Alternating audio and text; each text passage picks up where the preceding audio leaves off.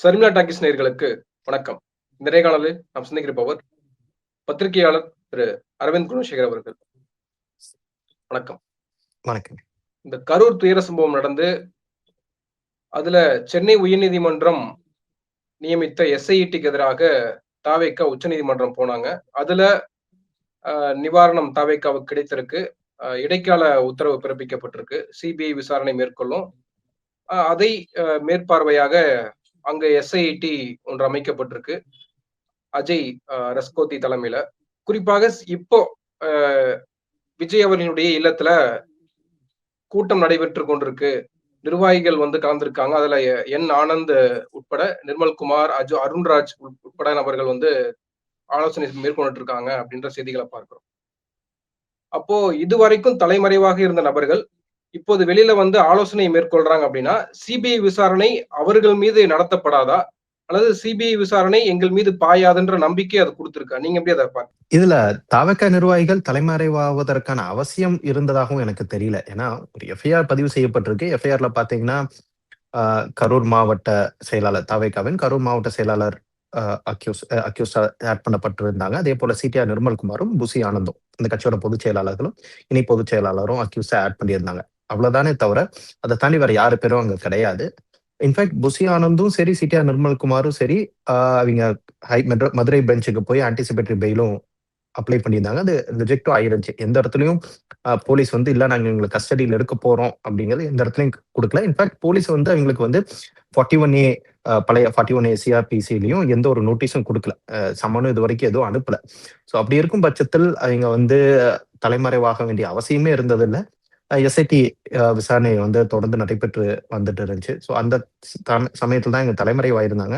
இப்ப நேற்றைய தினம் உச்சநீதிமன்றோட இடைக்கால உத்தரவு வந்த பிரகாரம் அந்த கட்சியின் தலைவர் விஜய் வந்து நீதி வெல்லும்னு ஒரு ட்வீட் போட்டிருந்தாரு. அதனை தொடர்ந்துதான் அந்த கட்சியோட நிர்வாகிகள் வெளியில வந்து பேசுறதை நம்ம பாக்குறோம். ஏன்னா முதல்ல எங்களுக்கு புரிதலே தப்பா இருந்துச்சுன்னு எனக்கு தெரியுது. எங்க தலைமறைவா இருக்க வேண்டிய அவசியமே கிடையாது. அவங்களே வாண்டடா தலைமறைவானாங்க. அப்புறம் ஒரு இடைக்கால உத்தரவு வந்ததுக்கு அப்புறம் அவங்களே வெளியே வந்து மீண்டும் வெளியே வந்திருக்காங்க. என்னன்னா இதுக்கப்புறம்னாச்சும் ஒரு சீரியஸான அரசியல் பண்ணுவாங்கங்கிற ஒரு நம்பிக்கையில தான் நம்ம இருக்கணும். நீங்க தலைமறைவானது ஏதாவது இருந்துக்குங்க. இதுக்கப்புறம் வந்திருக்கிறீங்க. உங்களை நம்பி வந்த உங்க கூட்டத்துக்கு வந்து ஒரு 41 பேர் உயிரிழந்திருக்காங்க. பல பேர் இப்பதான் சிகிச்சை முடிஞ்சு வீட்டுக்கு வந்திருக்காங்க. அவங்களுக்கு ஒரு மாரல் ரெஸ்பான்சிபிலிட்டி உங்கள்கிட்ட இருக்கு. அதுக்கான ஒரு மாரல் ரெஸ்பான்சிபிலிட்டி பொறுப்புனாச்சும் நீங்க எடுத்தாகணும். இனிமேல்னாச்சு கொஞ்சம் சீரியஸான அரசியல் பண்ணி இது போன்ற ஒரு துயர சம்பவங்கள் இனிமேல் நடைபெறாமல் இருப்பதை அவர்கள் பார்த்துக்கொள்ளணும் தான் நான் பார்க்கிறேன். நீங்க சீரியஸான அரசியல் மேற்கொள்ளணும்னு சொல்றீங்க. இப்போ சீரியஸான அரசியல் அப்படின்னா மீண்டும் கரூருக்கு போய் தங்களுடைய நிலைப்பாட்டை தெரிவிக்கணும், ஆறுதல் சொல்லணும், அறிவித்த இழப்பீடை வந்து கொடுக்கணும். இதெல்லாம் அதை எடுத்துக்கிறதா அல்லது ரெஸ்பான்சிபிலிட்டினா எப்படி நம்ம எடுத்துக்கிறது? இல்லைங்க, நான் அரசியல இவங்க சீரியஸா இன்னும் கொஞ்சம் கேர்ஃபுல்லா சீரியஸா பண்ணணும்னு நான் நினைக்கிறேன். கேர்ஃபுல்ங்கிற வார்த்தை விட சீரியஸா பண்ணணும், கொஞ்சம் ரெஸ்பான்சிபிளா பண்ணணுங்கிறதா நான் சொல்ல வந்தது. என்னன்னா ஏன்னா இது அடுத்த ஒரு 6 மாதத்துல எலெக்ஷன் நடக்க போகுது. இனிமேல் வந்து விஜய் அந்த கட்சியோட ஒரே முகமா இருக்கக்கூடியவர் விஜய் தான். தவேகா கட்சியின் தலைவர் என்பது விஜய் மட்டும்தான். அவரை வச்சுதான் நீங்க பிரச்சாரம் எல்லாம் பண்ண போறீங்க. சோ விஜய் வந்து எத்தனை நாள் வீட்டையே வச்சிருக்க போறீங்க? விஜய் நீங்க வெளியே கூட்டிட்டு வந்தாதான் உங்களால பிரச்சாரமே பண்ண முடியும். சோ மறுபடியும் விஜய் வெளியே கூட்டிட்டு வந்து இந்த பிரச்சாரம் பண்றது எந்த மோட் ஆஃப் கேம்பெயின் நீங்க பண்ண போறீங்க? இப்ப வந்து எஸ்ஓபி ஸ்டாண்டர்ட் ஆப்ரேட்டிங் ப்ரொசீஜர் முடிகிற வரைக்கும் ரோட் சைட் கேம்பெயின்ஸ்க்கு இந்த மாதிரி தேசிய நெடுஞ்சாலை அந்த நெடுஞ்சாலைகள்ல இது போன்ற ஒரு பேரணி நடத்துவதற்கோ இது போல ரோட் ஷோ பண்ணுவதற்கோ கேம்பெயின் பண்றதுக்கு அனுமதி இல்லைன்னு தமிழ்நாடு கவர்மெண்ட் சொல்லியிருக்காங்க. உயர்நீதிமன்றத்துல அண்டர்டேக்கிங் கொடுத்திருக்காங்க. அப்படி இருக்கும் பட்சத்தில் நீங்க என்ன கேம்பெயின் பண்ண போறீங்க? நீங்க பொதுக்கூட்டமா போட போறீங்களா அல்லது என்ன மாதிரி கேம்பெயின் பண்ண போறீங்கன்னு ஒரு கேள்வி இருக்கு. ரெண்டாவது, மீண்டும் விஜய் இதே மாதிரி வாகனத்தை எடுத்து வீட்டு விட்டு வெளியே வரும்போது ஏதாச்சும் பிரச்சாரத்துக்கோ எங்காச்சும் வெளியே வரும்போது மீண்டும் இது போல அவர் பின்னாடி பைக்ல இருசக்கர வாகனங்கள்லயோ வேற மற்ற வாகனங்களையோ கட்சி நிர்வாகிகளும் கட்சி தொண்டர்களும் அதே போல அவரோட ரசிகர்களும் இது போல அவரை பின்தொடராம இருப்பதற்கும், அதே மாதிரி ஒரு கூட்டத்துல மேலே ஏறி நிக்கிறது, அந்த ஸ்பீக்கர் மேல ஏறி நிக்கிறது, இந்த மரத்து மேல ஏறி நிக்கிறது, அந்த பேரிகேடை தாண்டி நிக்கிறது, இதெல்லாம் வந்து செய்யாம தடுக்கணும். இதுக்கெல்லாம் வந்து கட்சி கட்டமைப்பு உங்களுக்கு ரொம்ப ஸ்ட்ராங்கா வேணும். சோ இதெல்லாம் தான் நான் சீரியஸ் பாலிடிக்ஸ்ங்கிறேன். நீங்க கரூர்ல போறது, கரூர் மக்களை போய் பாக்குறது, அங்க இருக்கிறவங்களுக்கு நீங்க வந்து உயிரிழந்தவர்களுக்கும் அவங்க குடும்பத்தாருக்கும் ஆறுதல் தெரிவிப்பதும் அதே போல அவங்களுக்கு நிவாரணம் வழங்குவதும் உங்களோட கடமை. அதை நீங்க செய்ய போறீங்க. பல அரசியல் கட்சிகள் செஞ்சிருக்காங்க. நீங்களும் அப்பவே போய் செஞ்சிருக்கலாம். நீங்க ஏன் செய்யலின்னு தான் தெரியல. உங்களை யாரும் தடுத்திருக்க போறது இல்ல. ஆனா நீங்க அதை போகல. இனிமேல் அதை பண்ணணும். சோ அதை தொடங்கி அதில் ஆரம்பித்து 2026 சட்டமன்ற தேர்தலில் நீங்க பிரச்சாரம் எல்லாம் பண்ணணும். ஸோ அனைத்திற்குமே கட்சி கட்டமைப்பு ரொம்ப முக்கியம். அதை கட்டுக்கோப்பா நீங்க நடத்தணும். அதை நீங்க எப்படி சரி செய்ய போறீங்க? ஏன்னா உங்களுக்கு காலம் ரொம்ப கம்மியா இருக்கு. ஸோ இதெல்லாம் தான் நான் வந்து ரெஸ்பான்சிபிளா ஒரு சீரியஸான அரசியல் நான் ஓவராலா காம்ப்ரஹென்சிவா சொல்றேன். இதுல மாரல் ரெஸ்பான்சிபிலிட்டின்னு ஒண்ணு இருக்கு. ஆனால் இதுவரைக்குமே தவேகா தரப்புல இருந்து, அது தலைவர்ல இருந்து தொண்டர்கள் வரைக்கும் யாருமே மாரல் ரெஸ்பான்சிபிலிட்டி இது எங்களுடைய தவறு கிடையாது. இது ஒட்டுமொத்தமாக அரசு நிர்வாகத்தின் தவறுன்னு தானே சொல்றாங்க. நேத்து வரைக்குமே, நேத்து சிபிஐக்கு மாற்றிய பிறகுமே ஜாதவ் அர்ஜுனா வந்து சொல்றாரு, நாங்க சம்பவம் நடந்து அடுத்த நொடியே நாங்க உள்ள போலான்னு வெயிட் பண்ணிக்கிட்டு இருந்தோம் கரூர் பார்டர்லயே. ஆனால் காவல்துறை தான் கலவரம் வந்துரும், நீங்க உள்ள வர வேண்டாம்னு சொன்னாங்க. குறிப்பா அந்த சம்பவம் நடந்த அந்த ஸ்பாட்டுக்கே வந்து எங்கள வர வச்சு வரவழைத்து அழைத்ததே எங்கள வந்து காவல்துறை தான். அப்படின்னு மறுபடியும் அந்த குற்றச்சாட்டு காவல்துறையின் மீது தானே வைக்கிறாங்க. இல்லைங்க. நீங்க நீதி காவல்துறை வெல்லுன்னு மட்டும் சொல்றப்போ, யார்ட்ட இருந்து அந்த நீதிய குடுக்க போறான்னு இருக்குல்ல. இல்லைங்க. எங்க காவல்துறை மேல மட்டும் எங்க குற்றச்சாட்டு வைக்கல. எங்கள பொறுத்தவரைக்கும் அங்க இருந்த ஏன்னா போஸ்ட்மார்ட்டம் பண்ணதுலருந்து போஸ்ட்மார்ட்டமே வந்து ரொம்ப அவசர கதியில பண்ணிட்டாங்க. போஸ்ட்மார்ட்டமே சரியா பண்ணலைங்கும்போது, காவல்துறை மட்டும் கிடையாது. அங்க இருக்கிற சிவில் அட்மினிஸ்ட்ரேஷன்லேருந்து, டாக்டர்ஸ்லேருந்து எல்லாத்து மேலயும் தான் எங்களோட குற்றச்சாட்டு இருக்கிறதா தான் நான் பார்க்கிறேன். ஏன்னா கரண்ட்ட கட் பண்ணிட்டாங்கங்கும்போது எலக்ட்ரிசிட்டி டிபார்ட்மெண்ட் மேல ஒரு குற்றச்சாட்டு. காவல்துறை போதுமான பாதுகாப்பு வழங்கலைன்னா, காவல்துறை லத்தி சார்ஜ் பண்ணாங்கன்னா, காவல்துறை மேல. போஸ்ட்மார்ட்டத்துல பல இர்ரெகுலாரிட்டீஸ் இருக்குன்னா, அப்ப டாக்டர்ஸ் மேல ஒரு குற்றச்சாட்டு. அப்படிங்கும்போது ஒரு சீரீஸ் ஆஃப் குற்றச்சாட்டு. அங்க இருக்கக்கூடிய திமுக நிர்வாகிகள், போலீஸ், காவல்துறையினர், மருத்துவர்கள், சிவில் அட்மினிஸ்ட்ரேஷன் எல்லாத்து மேலயும் குற்றச்சாட்டு வச்சுட்டாங்க. ஆம்புலன்ஸ் ஓட்டுநர்ல இருந்து எல்லாத்து மேலயும். சோ அப்படி இருக்கும்போது அவங்கள பொறுத்த வரைக்கும் நாங்க தப்பு பண்ணல. ஒரு சதி திட்டம் நடந்துருச்சு அப்படிங்கிறது தான் எங்களோட நிலைப்பாடா இருக்கு. இன்ஃபாக்ட் வெளியில அப்படிதான் பேசுறாங்க. கோர்ட்ல அத பெரிய ஆர்குமெண்டா எங்க வைக்கல. கோர்ட்ல பொறுத்த வரைக்கும் உண்மையா என்ன நடந்துச்சோ அதை வெளிய கொண்டு வரணுங்கிறது தான் எங்களோட ஆர்குமெண்டா இருந்துச்சு. சோ அவங்கள பொறுத்தவரைக்கும் நீங்க சொன்ன மாரி தான். நாங்க தப்பு பண்ணல அப்படிங்கும்போது, அங்க தார்மீக பொறுப்பு இருக்க வேண்டிய இடத்துல நாங்க இல்ல அப்படிங்கிறது தான் இருக்கு. நீங்க தப்பு பண்ணீங்களோ பண்ணலையோங்க, அது வந்து விசாரணையில வெளிய வரப்போகுது. என்ன நடந்துச்சு? இது ஆக்சிடென்ட்டா? யாரோட நெக்லிஜென்ஸ்ல நடந்துச்சு? யாரு சரியான பாதுகாப்போ, அரேஞ்ச்மென்ட்டோ, ஏற்பாடுகளோ செய்யலைங்கிறது விசாரணையில வெளிய வரப்போகுது. அத விட்டுறலாம். ஆனால் உங்களுடைய கூட்டத்துக்கு ஒரு 41 பேர் வந்து உயிரிழந்திருக்காங்கல்லங்க. யார யார பார்க்க வந்தாங்க? உங்கள தான பார்க்க வந்தாங்க. அதுக்கான போதுமான பாதுகாப்பு நீங்க தானே வழங்கியிருக்கணும். உங்களை பார்க்க வந்தவர்கள் 41 பேர் உயிரிழந்திருக்கும் போது, அதற்கான பொறுப்பை நான் எடுக்கல. இன்னொருத்தர் தப்பு பண்ணாங்கன்னு இருந்தா கூட, உங்களை பார்க்க வந்தவர்களுக்கு இந்த இழப்புகள் ஏற்பட்டிருக்கும் போது, அதுக்கான தார்மீக பொறுப்பை நீங்க ஏற்றுதான் ஆக வேண்டும். நீங்க நடிகராக இருந்தாலும் ஏற்றுக்கொண்டு தான் ஆக வேண்டும். அரசியல் கட்சி தலைவராக இருந்தாலும் நீங்கள் ஏற்றுக்கொண்டு தான் ஆக வேண்டும். அதனால விஜய் வந்து நடிகரா அவர பார்த்துக்கிட்டாலும் சரி, அவர் கட்சி அத வந்தவங்க வந்து ரசிகர்களா இருந்தாலும் சரி, அல்லது விஜய் தலைவர பார்க்க வந்த தொண்டர்களா இருந்தாலும் சரி, அதற்கான பொறுப்பு தாவேகா கட்சியினர் தான். அது மாரல் ரெஸ்பான்சிபிலிட்டி நீங்க எடுத்தே ஆகணும். அத தட்டி கழிக்க முடியாது. யார் மீது தவறு என்பது விசாரணையில் தெரிய வரும் அப்படின்னு சொன்னீங்க. ஆனால் இந்த விசாரணை அப்படின்றது வந்து அது ஃபேரா இனிமேல் இருக்குமா? சிபிஐக்கு போனாலே அது வந்து பாஜகவிடம் போனதாகத்தான் பார்க்க வேண்டியதா இருக்குன்னு தான் இங்க அரசியல் பார்வையாளர்களுடைய குற்றச்சாட்டாவும் இருக்கு. அப்போ இவர்களே தாவேகா தரப்பே வந்து சிபிஐ வந்து ஆர்எஸ்எஸ் பாஜகவினுடைய கைப்பாவைன்னு ஏற்கனவே விஜய் அவர்களே விமர்சனம் பண்ணியிருக்காரு. அப்படி இருக்கிறப்போ இந்த சிபிஐ விசாரணை, இந்த எஸ்ஐடி ஓய்வு உச்சநீதிமன்ற நீதிபதி அஜய் ரஸ்தோகி தலைமையில அந்த அமைப்பு எந்த அளவுக்கு விசாரணை மேற்கொள்வாங்கன்னு நினைக்கிறீங்க? உங்களுடைய பார்வை அதுல என்னவா இருக்கு? ஏங்க சிபிஐ பொறுத்தவரைக்கும் சிபிஐக்கு வந்து எங்கேயோ வானத்திலிருந்து குதித்து வந்த அதிகாரிகள் கிடையாது. சிபிஐன்னு எடுத்துக்கிட்டோம்னா, சிபிஐங்கிறது ஒவ்வொரு மாநிலத்திலிருந்து ஒவ்வொரு அதிகாரிகள் சிபிஐக்கு டெபுடேஷன்ல போவாங்க. இன்றைய தேதியில் எடுத்துக்கொண்டா கூட தமிழக கேடர், தமிழ்நாடு கேடர் ஐபிஎஸ் ஆபிசர் ஒரு அரௌண்ட் 8 to 10 பேர் இன்னும் சிபிஐல வேலை செஞ்சுட்டு இருக்காங்க. ஒவ்வொரு காலகட்டத்திலயும், ஒவ்வொரு இதுலயும் எஸ்பி ரேங்க்குக்கு மேல எஸ்பில இருந்து எஸ்பி, டிஐஜி, ஐஜி அங்க சிபிஐல எடுத்துக்கிட்டோம்னா SP, DIG, joint director, additional director, director இதுதான் அந்த ஹைரார்கி.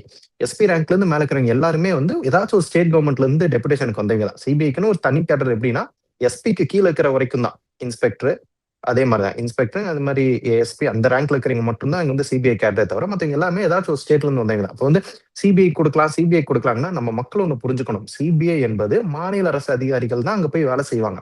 இப்போ எஸ்ஐடி ஒருத்தர் தலைமையில சென்னை உயர்நீதிமன்றம் நியமித்தாங்களங்க அஸ்ராகர்.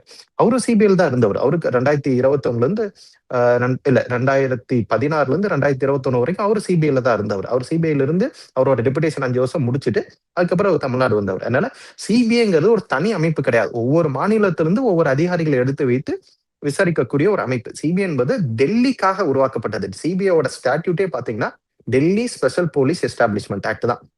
மத்திய அரசு அதிகாரிகள் ஒவ்வொரு மாநிலத்திலும் மத்திய அரசு அதிகாரிகள் இருப்பாங்க. இப்போ தமிழ்நாட்டில் இருக்கக்கூடிய மாநில அரசு அதிகாரிகளை தமிழ்நாடு கவர்மெண்ட் விசாரிச்சுக்கலாம். தமிழ்நாட்டில் இருக்கக்கூடிய மத்திய அரசு அதிகாரிகள் ஏதாச்சும் ஒரு கரப்ஷன்லயோ ஊழல்ல ஈடுபட்டாங்கன்னா இவங்க யாரு விசாரிப்பா? அதுக்கு கொண்டு வரப்பட்ட அமைப்பு தான் CBI. Delhi special police establishment ஆக்ட்ல இந்த அமைப்பு கொண்டு வரப்பட்டது pure and pure corruption case, மத்திய அரசு அதிகாரிகளுக்கு எதிராக ஊழல் வழக்குகளை விசாரிப்பதற்காக கொண்டு வரப்பட்ட அமைப்பு. காலப்போக்கில் அவங்க வந்து இந்த மாதிரி ஸ்டேட் போலீஸ்க்கு எதிராக ஏதாச்சும் குற்றச்சாட்டு வந்துச்சுன்னா அப்ப வந்து இண்டிபெண்டா சிபிஐ கொடுக்கலாம்னு ஒரு பேஜ் போச்சு. அதனாலதான் சிபிஐக்கு வந்து இந்த மாதிரி ஒரு கண்டென்சியஸான கேஸா இருந்துச்சுன்னா சிபிஐ கொடுக்கலாம்னு நாளடைவில் அது ரொம்ப பிரபலம் ஆயிடுச்சே தவிர, சிபிஐங்கிறது வந்துங்க ஒரு ஒரு வானத்துல இருந்து குதித்து வந்த அமைப்பு கிடையாது. இங்க எப்படி போலீஸ் வந்து எங்களுக்கு கீழே இருக்கோ, சிஎம்க்கு கீழே இருக்கும் லா அண்ட் ஆர்டர் வந்து போலீஸ் டிபார்ட்மெண்ட் வந்து சிஎம்க்கு கீழே வருதோ, லா அண்ட் ஆர்டர் இதெல்லாம் போலீஸ் எல்லாம் அதே மாதிரி அங்க வந்து சிபிஐ பாத்தீங்கன்னா பிஎம்ஓ கீழே வரும், பிரைம் மினிஸ்டர் ஆஃபீஸுக்கு கீழே வரும். அதுதானே தவிர இங்க நீங்க பொலிட்டிக்கலா நீங்க வந்து அலிகேஷன் வச்சீங்கன்னா அங்கேயும் உங்களால பொலிட்டிக்கல் அலிகேஷன் வைக்க முடியுது. நாம சாமானியனா மட்டும் சொல்ல, பத்திரிகையாளராக மட்டும் நாம சொல்ல, பல வழக்குகளில் உச்சநீதிமன்றமே சொல்லியிருக்கு, CBI is a caged parrot, அடைப்பட்ட கிளி சிபிஐ என்பதை உச்சநீதிமன்றம் தான் சொன்னுச்சு. இது வந்து சாமானிய மக்களோ பத்திரிகையாளர்களோ சொல்ல. அதனால பல்வேறு வழக்குகளில் சிபிஐ தங்களோட வழக்குகளை நியாயமான முறையில் நேர்மையான முறையில் வழக்கு விசாரணையை முடிக்கவில்லை என்ற பல்வேறு தருணங்களில் குற்றச்சாட்டு இருக்கு. இதே ராமஜெயம் கொலை வழக்கு சிபிஐக்கு கொடுக்கப்பட்டுச்சு. தற்போது வரை அதுக்கான பதிலை கண்டுபிடிக்க முடியல. நேருவோட சகோதரர் ராமஜெயம் கொலை வழக்கு, அந்த வழக்கை சிபிஐனால விசாரிக்க முடியாம மீண்டும் அந்த வழக்கு தமிழ்நாடு போலீஸ்க்கே வச்சு.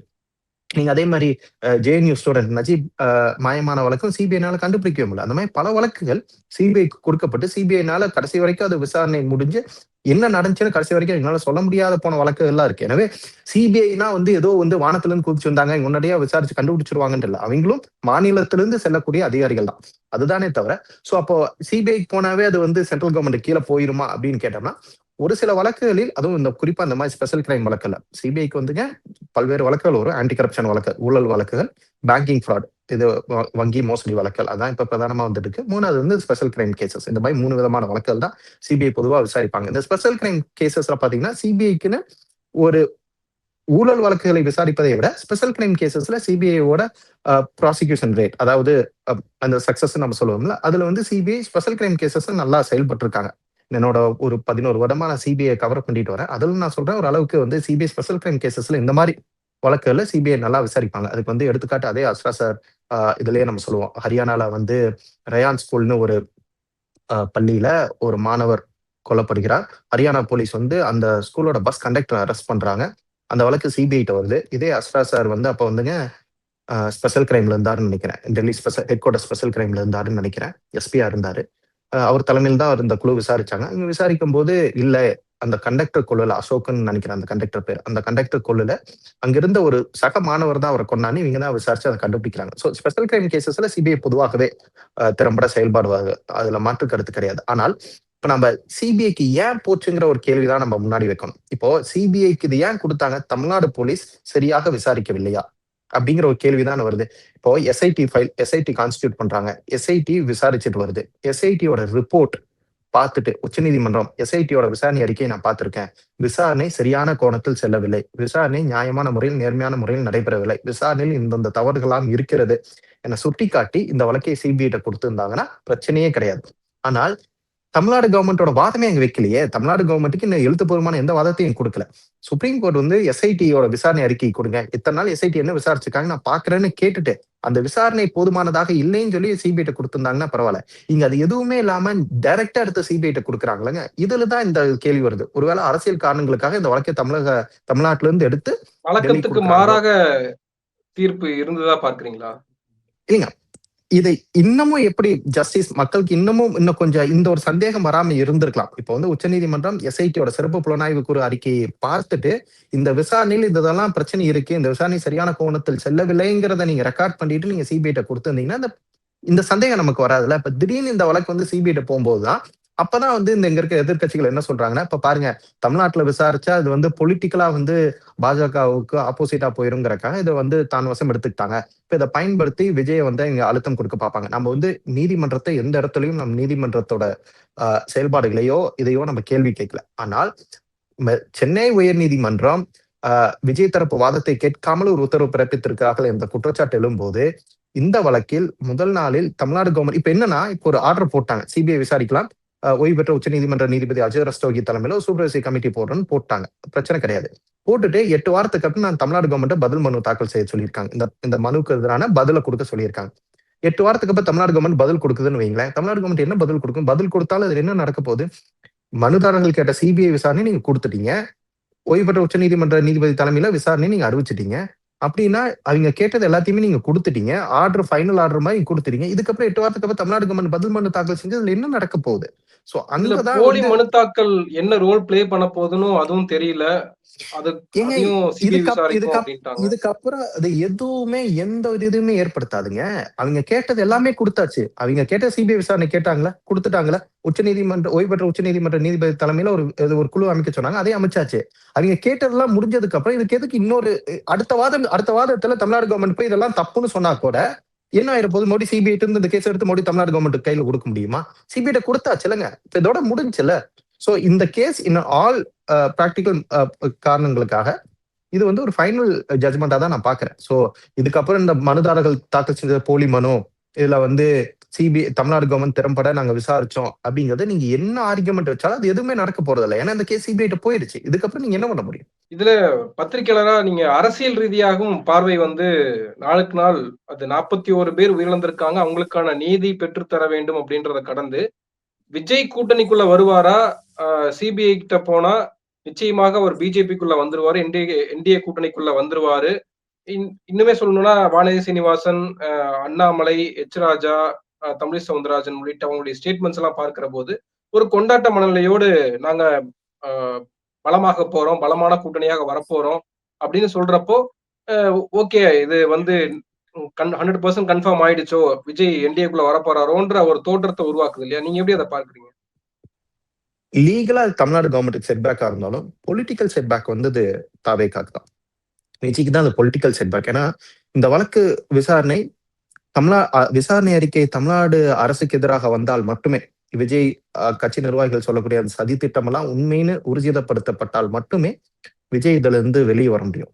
ஆனால் சிபிஐ விசாரணையில இல்லை, இதுல எந்த சதி திட்டமும் இல்லை, இது வந்து ஒரு ஒரு கேஸ் ஆஃப் ஆக்சிடென்ட் தான், போதிய பாதுகாப்பு ஏற்படுத்தவில்லை, ஒரு நெக்லிஜென்ஸ் சொன்னா கூட இதுக்கான பதில் கொடுக்க வேண்டிய இடத்துல விஜய் தான் இருப்பார். ஏன்னா இன்வெஸ்டிகேஷன்லயே நான் சொல்றேன். நீங்க அது இப்ப சிபிஐ எடுத்துட்டு போய் கொடுத்துட்டீங்க. இப்போ சிபிஐ நீங்க கேட்டது, நீங்க சிபிஐ கேட்டீங்களோ இல்லையோ, ஆனா அந்த வழக்கு இப்ப சிபிஐ போயிடுச்சு. தமிழ்நாடு கவர்மெண்ட்ல இருந்து நீங்க எடுக்கணும்னு நினைச்சீங்க, அதே மாதிரி தமிழ்நாடு விட்டு போய் அது சிபிஐ போயிடுச்சு. சிபிஐ அறிக்கை நாளைக்கு வந்து நான் சொல்ற மாதிரி இல்ல, இது வந்து ஒரு விபத்து, இதுக்கான போதிய ஏற்பாடுகள், முன்னெச்சரிக்கை ஏற்பாடுகள் எடுக்காத விளைவுதான் இது அப்படின்னு அறிக்கை வந்துச்சுன்னா பதில் சொல்ல வேண்டிய இடத்துல நீங்க இருப்பீங்க. ஒண்ணு. ரெண்டாவது, இப்பவே மக்கள் பொதுவான அரசியல் கட்சி, திமுக உட்பட அரசியல் கட்சிகள் என்ன சொல்றாங்கன்னா, விஜய் வந்து இந்த வழக்கு சிபிஐ போனங்காட்டி சிபிஐ பயன்படுத்தி பிஜேபி வந்து விஜய்க்கு பிரஷர் கொடுப்பாங்க, விஜய் வந்து அந்த கூட்டணி செல்லக்கூடிய இடத்துல இருக்காரு அப்படிங்கும் போது இந்த வழக்கு நாளைக்கு எப்படி வேணா பயன்படுத்தப்படலாம். இதைத்தான் வந்து உச்சநீதிமன்றம் சிபிஐ கேஜ்டு பேரட்னு சொன்னாங்க. மாயாவதி காலம் தொட்டு, மாயாவதி வழக்குல இருந்து பல்வேறு வழக்குகளை அந்த கட்சிகளுக்கு எதிரான வழக்குகளை பயன்படுத்தி தான் மத்தியில் இருக்கக்கூடிய யார் ஆட்சி செய்தாலும் அவர்கள் வந்து அந்தந்த அரசியல் கட்சிகளை வந்து மிரட்டுகிறார்கள், சிபிஐ பயன்படுத்தி மிரட்டுகிறாங்க என்பது காலம் தொட்டு வரக்கூடிய ஒரு குற்றச்சாட்டு. இப்போ நீங்களும் அதுக்கான ஒரு வழியை ஏற்படுத்தி கொடுத்திருக்கிறீங்க. புதிதாக ஆரம்பிக்கப்பட்ட ஒரு கட்சி, உங்களுக்கு இன்னும் கட்சி கட்டமைப்பு இல்லைங்கிறது உங்களுக்கே நீங்க உணர்றீங்க. இப்ப இந்த வழக்கு திடீர்னு சிபிஐக்கு போகுது. நாளைக்கு சிபிஐ இந்த வழக்கை எந்த கோணத்தில் எடுத்து போனாலும் பதில் சொல்ல வேண்டிய இடத்துல நீங்களும் இருப்பீங்க. இதை பயன்படுத்தி நாளைக்கு உங்களோட கட்சியோட செயல்பாடுகளுக்கு ஏதாச்சும் ஒரு ப்ரெஷர் வந்துச்சுன்னா இதற்கான பாதிப்பு உங்களுக்கு தான். சோ பொலிட்டிக்கலா டிவிகேக்கு இது ஒரு பிரச்சனையாகும், லீகலா தமிழ்நாடு கவர்மெண்ட்டுக்கு ஒரு செட்பேக் ஆகும் தான் நான் பாக்குறேன். சோ இதனால கூட்டணி உருவாகுமா? விஜய் வந்து இதை பயன்படுத்தி விஜய் பாஜக கூட்டணிக்கு போயிடுவாரான்னு கேட்டா விஜய் போவதற்கான வாய்ப்பு இருப்பதாக தெரியவில்லை. அப்படி ஓரளவுக்கு அரசியல் தெரிஞ்சிருந்தா கூட விஜய் அதை பண்ண மாட்டாருன்னு தான் நினைக்கிறேன். ஏன்னா விஜய் பாஜக கூட்டணிக்கு போயிட்டாருன்னா இத்தனை நாள் பாஜக உங்களோட கொள்கை எதிரே நீங்க அறிவிச்சிருக்கிறீங்க. அறிவிச்சுட்டு நீங்க அந்த கூட்டணிக்கு போயிட்டீங்கன்னா ஒண்ணு உங்களோட ஐடியாலஜி ஸ்டாண்ட்ல, உங்களோட கொள்கையில நீங்களே வீக் ஆகுறீங்கன்னு அர்த்தம் ஒண்ணு. ரெண்டாவது, நீங்க அந்த கூட்டணிக்கு போனீங்கன்னா அந்த கூட்டணி என்ன தெரியுமா பேருக்கும்? அதிமுக கூட்டணின்னு தான் இருக்கும். விஜய் கூட்டணின்னு வராது, அதிமுக கூட்டணின்னு தான் இருக்கும். ரெண்டாவது. மூன்றாவது, நீங்க அந்த கூட்டணிக்கு போனீங்கனாலும் அதிமுக, பாஜக, விஜய் அந்த கூட்டணிக்கு போனீங்கனாலோ அதிமுக ஒரு 100 சீட்லயும் விஜய் ஒரு 100 சீட்லயும் மீதி 34 சீட்டு பாஜக கொடுக்க முடியாது. ஏன்னா பாமக எல்லாம் இருக்காங்க. சோ அப்படி வர முடியாது. அதனால அதிமுக 100 சீட்ல நின்னாலும் அதுல இருந்து ஒரு 10-20 சீட் நீங்க கம்மியா தான் நின்னாகணும். அதுக்கப்புறம் தான் பிஜேபி. அப்படி இருக்கும்போது நீங்க வெறும் 60-70 சீட்டை மட்டும் நின்று நான் தான் அடுத்த முதலமைச்சர் உங்களை நீங்க கிளைம் பண்ணிக்க முடியாது. இன்னைக்கு உங்க பின்னாடி வரக்கூடிய உங்களை ஒரு மாற்று சக்தியா மக்கள் பார்த்துட்டு இருக்காங்க. அப்படி இருக்கும்போது நீங்க எந்த கூட்டணி, உங்கள் தலைமையில் கூட்டணி அமையாமல் நீங்கள் எந்த கூட்டணிக்கு போனீங்கனாலும் தற்போது உங்களை மாற்று சக்தியாக பார்த்து கொண்டிருப்பவர்கள் யாருமே உங்களை மாற்று சக்தியாக பார்க்க மாட்டார்கள். எனவே பொலிட்டிக்கலா இது பெரிய பெரிய ஒரு இக்கட்டான சூழ்நிலையில் விஜய் தன்னைத்தானே நிறுத்தி கொண்டார். இது எப்படியா இருந்தாலும் நாளைக்கு இந்த அறிக்கை வந்தாலும் இந்த அறிக்கையை வந்து தமிழ்நாடு கவர்மெண்ட்டுக்கு எதிராக வந்துச்சுன்னா விஜய் கேன் கம் அவுட், கூட்டணி அமைக்க பார்க்கலாம். காங்கிரஸோடவோ வேற ஏதாச்சும் ஒரு கட்சியோட கூட்டணி அமைச்சு அவர் தலைமையில கூட்டணி அறிவிக்க பார்க்கலாம். அல்லது இந்த அறிக்கை வேற வித மாதிரி வந்து இதன் காரணமாக நீங்க ஒரு பாஜக கூட்டணிக்கு போனீங்கன்னா, பாஜக தலைமையிலான கூட்டணியோ இல்ல அதிமுக தலைமையிலான கூட்டணிக்கோ போனீங்கன்னா உங்களோட பொலிட்டிக்கல் ஃபியூச்சர் என்னாச்சு, என்ன ஆகும் என்ற ஒரு அச்சம் விஜய்ட்டு இருக்கும். அதனால ரொம்ப ரொம்ப பொலிட்டிக்கலி அரசியல் ரீதியாக ஒரு இக்கட்டான சூழ்நிலையில் விஜய் இருப்பதாகத்தான் நான் பார்க்கிறேன். காங்கிரஸ் பத்தி நீங்க சொன்னதுதான். காங்கிரஸ் விஜய் அப்படின்ற அந்த பேச்சுவார்த்தை இல்ல அந்த நரேட்டிவ் இங்க உருவாக்கப்படுறதையும் பார்க்க முடியுது. அது டிவி டிபேட்கள்லயும் வந்து காங்கிரஸோடு தாவேகா பேசிக் கொண்டிருக்கிறதா, ராகுல் காந்தி வந்து சிக்னல் கொடுத்துட்டாரா, இப்படிலாம் பலருமே பேசிட்டு இருக்காங்க. அது ஒரு திமுக கூட்டணிக்குள்ள ஒரு ஷீட் ஷேரிங்கான ஒரு டிபேட் தான் அப்படின்னு எடுத்துக்கிறதா, அல்லது நிஜமாலுமே காங்கிரஸ்க்கு ஒரு ஐடியா இருக்கு, அது விஜய் கூட போறதுக்கான ஐடியால இருக்காங்க, அதனால இப்பயே அதை வந்து பண்ண ஆரம்பிக்கிறாங்க அப்படின்னு நம்ம எடுத்துக்கணுமா? காங்கிரஸ்ல இருக்க தமிழக காங்கிரஸ்ல இருக்கக்கூடிய ஒரு சில நிர்வாகிகளுக்கு அந்த எண்ணம் இருக்கிறது. திமுக கூட்டணியை தவிர்த்து விஜய்கிட்ட போகணும்னு இருந்தாங்க, இருக்கிறாங்கன்னு சொல்ல இருந்தாங்க. இந்த சம்பவத்துக்கு முன்னாடி வரைக்கும் இருந்தாங்க. இந்த சம்பவத்தை தொடர்ந்து அந்த கட்சியோட செயல்பாடுகளை பார்த்துக்கிட்டு அவங்களுக்கு இப்ப தெரிஞ்சு இது, ஏன்னா கட்சி கட்டமைப்பு இல்லைங்கிறது கிளியரா எக்ஸ்போஸ் ஆயிருச்சு. இருக்கும் பட்சத்தில் விஜயை நம்பி போனோம்னா எங்க போய் நிப்போங்கிற ஒரு சந்தேகம் இப்ப வந்துருச்சு. எனவே காங்கிரஸை பொறுத்தவரை ஒரு பத்திரிகையாளராக இந்த இந்த கட்சிகளோட செயல்பாடுகள் அப்படியெல்லாம் நான் பார்க்கும்போது காங்கிரஸ் திமுக கூட்டணிட்டு போவதற்கான வாய்ப்பில்லை. இதை பயன்படுத்தி உரிய மரியாதை இந்த கூட்டணியிலிருந்து வாங்கணும், உரிய தொகுதிகள் வாங்கணும் அப்படின்னு எதிர்பார்ப்பாங்களே தவிர, அதுக்கு இதை விஜயை பயன்படுத்துவாங்களே தவிர திமுக கூட்டணியிலிருந்து காங்கிரஸ் போவதற்கான வாய்ப்பில்லை. ஏன்னா இந்தியா கூட்டணியில திமுக மிகப்பெரிய ஒரு அச்சாணி. திமுக இல்லாமல் இந்தியா கூட்டணி பலவீனமாகும். அது காங்கிரஸ்க்கு ரொம்ப ரொம்ப தெரியும். இன்னைக்குங்க காங்கிரஸோட தலைவர்களில் ஒருவரும் எதிர்கட்சி தலைவருமான ராகுல் காந்தி பீகார்ல பேரணி போகும்போது கூப்பிட்டு கூட போய் நின்று தமிழக முதலமைச்சர் மு க ஸ்டாலின். 2018ஆம் ஆண்டு ராகுல் காந்தியை பிரதமர் என அறிவித்தவர் தமிழக முதலமைச்சர் அப்போதைய திமுக தலைவர் மு க ஸ்டாலின். எனவே அவங்களுக்கு தெரியும் திமுக எவ்வளவு பெரிய இம்பார்ட்டன்ட் வைட்டல் ஃபேக்டர்னு இந்த இந்தியா அலையன்ஸ்ல. அதனால திமுக கூட்டணி விட்டு போவதற்கான வாய்ப்பு இருப்பதாக எனக்கு தெரியவில்லை. இது ஒரு பார்கெனிங் பவரா பயன்படுத்துவாங்க. தன்னோட அந்த உரிய மரியாதை அங்கீகாரம் பெறணுங்கிறதுக்காக விஜய் பயன்படுத்திப்பாங்களே தவிர இந்த கூட்டணி விட்டு போவதற்கான வாய்ப்பு இல்லை. இடி வழக்கு வந்து இன்னைக்கு வந்திருக்கு. அதுல வந்து குறிப்பா உச்சநீதிமன்றம் அமலாக்கத்துறைக்கு பல கேள்விகளை எழுப்பியிருக்காங்க. நீங்க என்ன நினைச்சுக்கிட்டு இருக்கீங்க? எதுக்கு வந்து ஒரு மாநில அரசினுடைய கட்டுப்பாட்டில் இயங்கக்கூடிய ஒரு நிறுவனத்துக்கு நீங்க எப்படி போக முடியும் அப்படின்லாம் கேட்கிறாங்க. ஆனால் இங்க எதிர்த்தரப்புல இருந்து வைக்கக்கூடிய வாதம் என்ன அப்படின்னா, ஒரு நிறுவனத்துல ஒரு நிர்வாகத்துல வந்து குளறுபடிகள் இருக்கு, ஊழல் நடந்திருக்கு அப்படின்னா அங்க கை வச்சாதானே ஆதாரங்களை எடுக்க முடியும். ஆதாரங்களை வச்சுட்டு போய் தேட முடியாது இல்லையா? கை வச்சாதான் ஆதாரங்களே கிடைக்கும். நீங்க அதுக்குள்ளேயே எப்படி தடை போடுறீங்கன்னு கேக்குறாங்கல்ல. நியாயமான கேள்விங்க. ஆனா இந்த கேள்வி கேட்பவர் யாருக்குமே அந்த வழக்கோட உண்மையான ஃபேக்ட்ஸ் தெரியலன்னு அர்த்தம். ஈடிங்கிறது ஈஸியா இடி வந்து ஒரு செகண்டரி இன்வெஸ்டிகேட் தான் பண்ண முடியும். காவல்துறை ஒரு வழக்கு பதிவு செய்ய வேண்டும். அந்த வழக்கில் முகாந்திரம் எடுத்துக்கொண்டு அமலாக்கத்துறை வந்து அதற்கான பண பரிவர்த்தனைகளை மட்டும்தான் அமலாக்கத்துறை விசாரிக்க முடியும். ஒரு வழக்கில் ஒரு ஊழல் நடந்திருக்குன்னா அந்த ஊழல் வழக்கை காவல்துறை விசாரிப்பாங்க.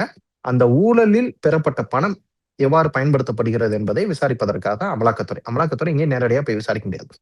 இப்போ இந்த கேஸ்ல ஒரு எஃப்ஐஆர் போட்டிருக்கணும்ல, யாராச்சும் ஒருத்தர் எஃப்ஐஆர் போட்டிருப்பாங்க. அந்த எஃப்ஐஆர் வச்சுதான் இடி உள்ள வராங்க. 41 எஃப்ஐஆர் இடி கணக்கு காமிக்கிறாங்க.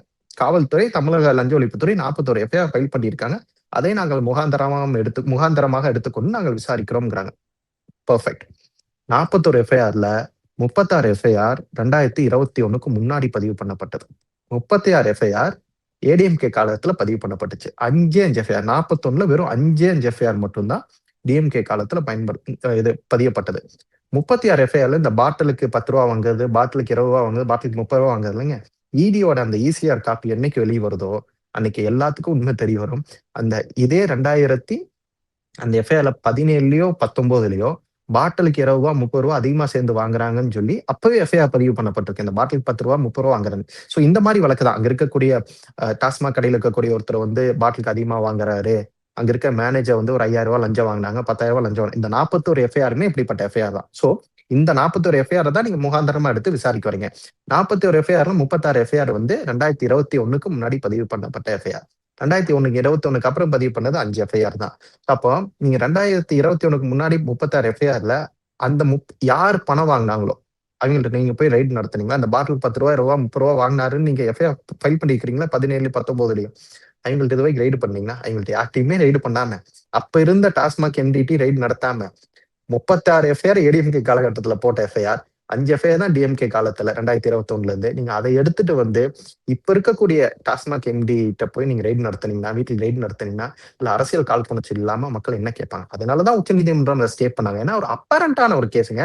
ஏங்க 36 எஃப்ஐஆர் யாரோ ஒருத்தர் காலகட்டத்துல யாரோ ஒருத்தர் மேல போடப்பட்டது. நீங்க அவங்களெல்லாம் விட்டுட்டு 5 எஃப்ஐஆர் இப்ப இருக்க காலகட்டத்துல இப்ப இருக்கிறவங்க பாட்டில் ரூ. 10 வாங்கினாங்க, ரூ. 5000 அங்க இருக்க மேலாளர் லஞ்சம் வாங்கினாரு, வாகனம் ஓட்டி ஒரு ரூ. 2000 லஞ்சம் வாங்கினாருங்கிறத அந்த 5 பயன்படுத்தி லஞ்சம் வாங்கினவங்கள்ட்ட போய் ரைடு நடத்தாம இப்ப இருக்கக்கூடிய டாஸ்மாக் எம்டிட்ட போய் நீங்க ரைடு நடத்துனீங்கன்னா யாரா இருந்தாலும் கேட்பாங்களே, ஏங்க 36 எஃப்ஐஆர் அதே போட்டுக்கிறீங்க. இந்த 36ம் நாம சொல்லல, இடியோட இசிஐஆர்ல எழுதியிருக்காங்க. எதன் அடிப்படையில் நான் இது மணி லாண்டரிங் பண பரிவர்த்தனை விசாரிக்கிறேன்னா இந்த 41 எஃப்ஐஆரை முகாந்திரமா எடுத்துக்கொண்டு விசாரிக்கிறேங்கிறாங்க. அப்ப அந்த 36 எஃப்ஐஆர் 41க்கு 36 வந்து ஏடிஎம்கே காலகட்டத்தில் நடந்ததுல அதுல நீங்க என்ன ஆக்ஷன் எடுத்தீங்கன்னு கேட்பாங்களுங்க. அததான் நீதிமன்றம் கேட்டிருக்கு. அதனாலதான் இன்னைக்கு வந்து அந்த தடை உத்தரவை நீட்டித்து இந்த வழக்கை வந்து இன்னொரு கேஸ் பெண்டிங்கா இருக்கு. அந்த கேஸ் முடிஞ்சதுக்கு அப்புறம் அந்த ஜட்மெண்டின் அடிப்படையில் அந்த தீர்ப்பின் அடிப்படையில் இந்த கேஸை விசாரிக்கலான்றாங்க. சோ அடுத்த ஒரு 2 வருஷத்துக்கு டாஸ்மாக் கேஸ் விசாரணைக்கு வருவதற்கான வாய்ப்பு இருப்பதாக எனக்கு தெரியவில்லை. நன்றி. நிறைய விஷயங்களை தெளிவுபடுத்திருக்கீங்க. உங்க நேரத்துக்கு மிக்க நன்றி.